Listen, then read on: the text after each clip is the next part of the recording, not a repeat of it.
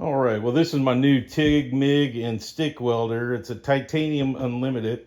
And since I'm just going to be learning TIG welding, I decided to get some new caps, the clear, the glass one, so I can see a little bit better. So I'm going to show you that kit that I just bought and assembling the torch with the glass cup on it. So here we go.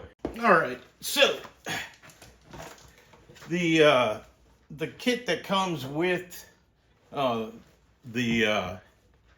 welder, it has a longer, and it's got these typical ceramic cups. So in order to change it out, you actually have to take out the collet and the receiver, and there it goes. And to put the new one in, which I don't know where I put it, requires this. You change the cap right here so that it can sit down. And this one's shorter. This is the one, this thick one is the one that comes with the welder.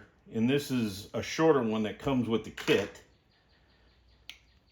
There you go. And now I just got to find out where I put the glass. I just had that son of a bitch.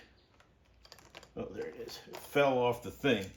All right, so it comes with the stainless steel screen, and it comes with these silicone gaskets or O-rings, and there's a machine surface in between here, and that's where that gasket goes.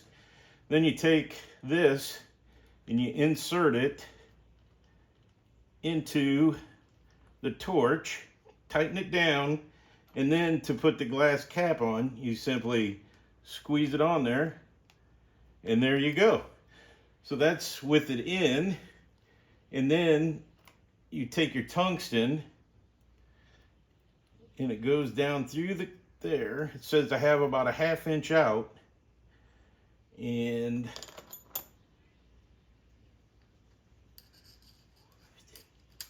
there you go. I got a lot more than the 1/2 inch out, but you get the point. Ooh, might have to shorten my tungsten a little bit because it's sticking out a lot more. So there you go. That's how you put it together. It's a slip fit.